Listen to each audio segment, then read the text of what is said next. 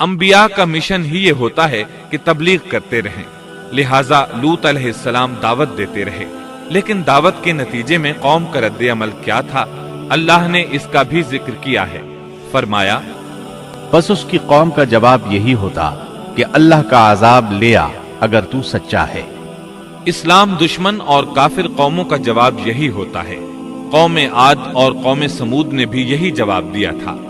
دوسری آیت میں ہے، لوط نے انہیں ہماری پکڑ سے ڈرایا، یعنی انہوں نے کہا، اے قوم، اللہ کی پکڑ سے اور عذاب سے بچ جاؤ، محتاط ہو جاؤ، اس کی لاٹھی بے آواز ہے، لیکن وہ ڈرانے والوں سے بھی جھگڑتے ہی رہے۔ ایک اور آیت میں اللہ فرماتے ہیں، اور ان کی قوم سے کوئی جواب نہ بن پڑا بجز اس کے کہ آپس میں کہنے لگے کہ ان لوگوں کو اپنی بستی سے نکال دو، یہ پاک باز بننے کی کوشش کرتے ہیں۔ چونکہ یہ سب کے سب لوگ فحاشی، عریانی، بے حیائی، بے غیرتی، فسق و فجور اور بدکاری میں مصروف تھے، ان کے نزدیک پاکیزگی اختیار کرنا بے معنی کام بن چکا تھا۔ لوط علیہ السلام اور ان کی بیٹیوں کے علاوہ کوئی شخص پاک نہ تھا، سب کے سب غلاظت میں ڈوبے ہوئے تھے۔ چنانچہ انہوں نے لوط علیہ السلام کو اپنی بستی سے نکال باہر کرنے کا فیصلہ کیا۔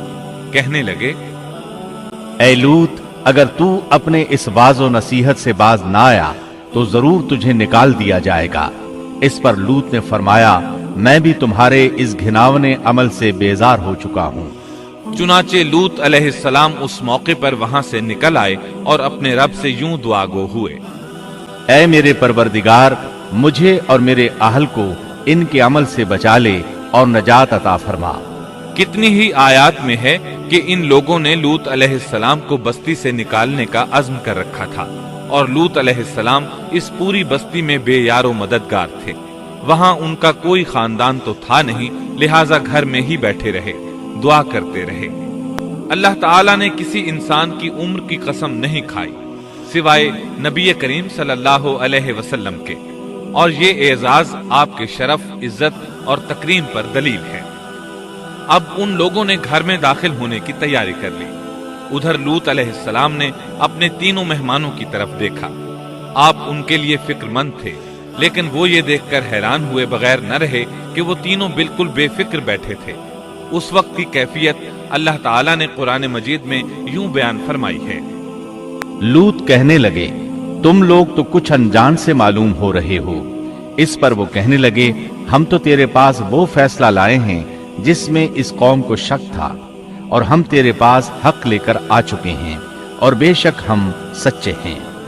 سورۃ العنکبوت میں اللہ تعالیٰ فرماتے ہیں، فرشتوں نے کہا، اے لوط، نہ ڈر اور غم نہ کھا، یقیناً ہم تجھے اور تیرے اہل کو سوائے تیری بیوی کے نجات دیں گے، وہ پیچھے رہ جانے والوں میں سے ہوگی۔ ہم اس بستی والوں پر ان کے گناہوں کے سبب آسمان سے عذاب نازل کرنے والے ہیں۔ انہوں نے یہ بھی کہا، کہنے لگے، اے لوط، ہم اللہ کے بھیجے ہوئے فرشتے ہیں، یہ لوگ تجھ تک نہ پہنچ پائیں گے، یعنی تجھے تکلیف نہیں پہنچا سکیں گے۔ پھر ان میں سے ایک شخص نے اندر داخل ہونے کی کوشش کی۔ جبریل اٹھے، انہیں ایک ایسی ضرب لگائی کہ تمام کے تمام اوندھے ہو گئے۔ اس بارے میں اللہ کا فرمان ہے، انہوں نے لوط کو اس کے مہمانوں کے بارے میں پھسلانے کی کوشش کی تو ہم نے ان کی آنکھیں مٹا ڈالی۔ اللہ تعالیٰ سورۃ القمر میں فرماتے ہیں، بس میرا عذاب اور ڈرانا چکھو۔ وہ دھمکیاں دینے لگے اور واپس جاتے ہوئے کہنے لگے، ہم تجھ سے کل نبٹ لیں گے۔ انہوں نے سزا محسوس بھی کر لی، لیکن پھر بھی توبہ نہ کی۔ اس وقت فرشتوں نے کہا، یقیناً ان کے وعدے کا وقت صبح کا ہے، اور کیا صبح بالکل قریب نہیں؟ صبح تک انہیں مہلت مل گئی۔ فرشتوں نے کہا، اے لوط، اپنے اہل کو رات کے حصے میں لے کر نکل جا، اور ان کے پیچھے پیچھے تو چل، اور تم میں سے کوئی پیچھے مڑ کر نہ دیکھے، اور جہاں تمہیں حکم ہو چلے جاؤ۔ اور ہم نے اسے وہ فیصلہ سنا دیا کہ صبح ہوتے ہی اس قوم کی جڑ کاٹ دی جائے گی۔ اسی طرح اللہ تعالیٰ سورۃ الشعراء آیت 170 اور 171 میں فرماتے ہیں، ہم نے اسے اور اس کے تمام اہل کو نجات دی، سوائے اس کی بیوی کے جو پیچھے رہنے والوں میں سے تھی۔ سورۃ القمر میں اللہ تعالیٰ فرماتے ہیں، तमाम हलाक हो गए सिवाय लूत की आल के। उन्हें हमने सुबह सहरी के वक्त यानी रात के आखिरी हिस्से में नजात दी। ये हमारा एहसान था और इसी तरह हम शुक्रगुजारों को बदला देते हैं। चुनाचे लूत अलैहिस्सलाम निकल खड़े हुए। उनके साथ उनकी सिर्फ 2 बेटियां थीं। वो बस्ती से निकल गए।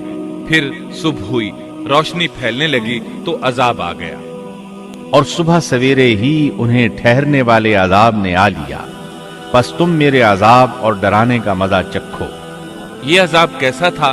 जिब्रील अलैहिस्सलाम आए, अपना पर जमीन के नीचे दाखिल किया, इस मुकम्मल बस्ती को उखेड़ा और आसमान की तरफ उठा कर ले गए। कहा जाता है कि फरिश्तों ने इस बस्ती के मुर्गों की अजान और कुत्तों के भौंकने की आवाजें सुनी और लोगों ने फरिश्तों की तस्बीह सुन ली। जिब्रील अलैहिस्सलाम ने एक चीख मारी, सब बुझी हुई आग की तरह हो गए। फिर मुकम्मल बस्ती को पकड़कर उल्टा दिया। हर एक के लिए आसमान में पत्थर तैयार था। बहरहाल इसको जमीन पर दे मारा।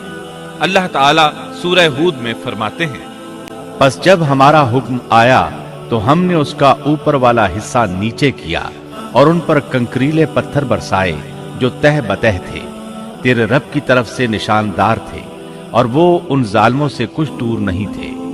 सूरतुल हिज्र में अल्लाह फरमाते हैं, रोशनी होते ही उन्हें बड़े जोर की चीख ने पकड़ लिया।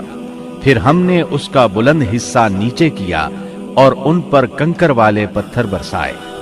सूरतुश शुआरा में अल्लाह फरमाते हैं, और हमने उन पर एक खास किस्म का मी बरसाया।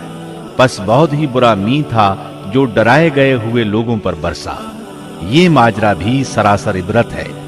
इनमें से भी अक्सर मुसलमान न थे। बेशक तेरा परवरदिगार वही है, गलबे वाला, मेहरबानी वाला। सूरतुन नज्म में अल्लाह फरमाते हैं, और उसने उल्टाई हुई बस्तियां गिरा दी, फिर उनको उस चीज से ढांपा जिससे भी ढांपा। मतलब ये कि उन पर पत्थरों की बारिश बरसाई। बस तुम अपने रब की कौन कौन सी नेमतों में झगड़ोगे। ये शख्स भी पहले डराने वालों की तरह एक डराने वाला है। इस तरह ये बस्ती सदूम बहरे मुर्दार के इलाके में तहस नहस हो गई और इसके आसार और निशानात क़यामत तक के लिए छोड़ दिए गए हैं।